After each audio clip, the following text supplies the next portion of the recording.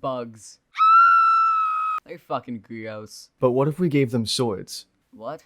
Oh, never mind then. Hollow Knight, aka why is there Rule 34 of this game? I mean, would you fuck this? Even I have limits, dude. I don't. Hollow Knight is a difficult game where you play as a bug and kill all the bugs that are possessed by a giant moth. Although this sounds like a buggy version of Dark Souls 3, it isn't because it's in 2D.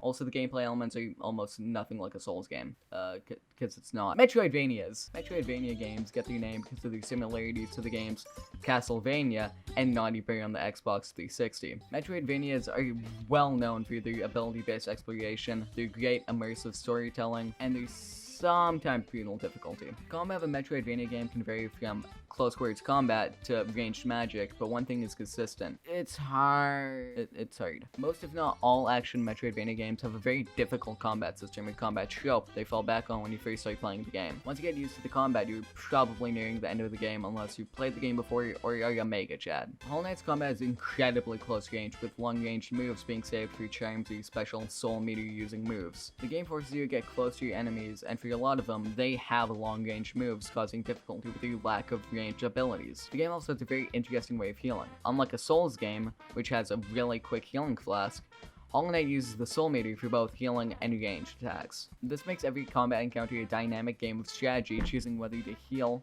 or to attack based on where the enemy is and how close you are to dying. It keeps gameplay fresh even by the end of the game. I'm gonna stop you right there, pal. You've made it this far into the video and you haven't talked about any bosses yet? I was gonna. At some point. Well, you're taking too long, so I'll take it upon myself to interrupt you and talk about a really cool one. Alright, I don't got a lot of time, so I gotta make this quick. I'm just gonna gush about one of my favorite video game bosses of all time. That's right, of all time. As much as I may love Eminem's Kart Racing and Mario Galaxy, the boss fights aren't really the reason I play them. Hollow Knight, however, oh boy. Now the specific boss I'm talking about is Nightmare King Grim. Not regular Grim, fuck that Tumblr looking ass bitch. I'm talking about the king of fucking nightmares. Now this boss is hard, like really hard, like Jesse when he sees a dog hard. But why do I like it? Am I a sadist or something? No, just like the challenge, okay? It's almost like a test of everything you've learned so far combat-wise. Nightmare King Grim's patterns are fast, and memorizing them is crucial to beating him. And once you got that down, it almost feels like a dance, and that's helped out a lot by his killer fucking theme. I mean, come on!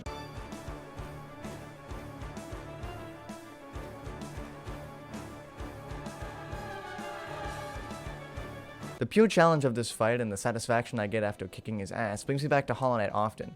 I had to re-beat him to get footage for this, and I got so into it, I re-beat him on Radiant, where every attack instantly kills you. Anywho, that was my rant. I'll be back to talk about more things later. I'll hand you back to Jesse for now. Thanks, dickass. I don't know why you had to talk about the fucking dog, though.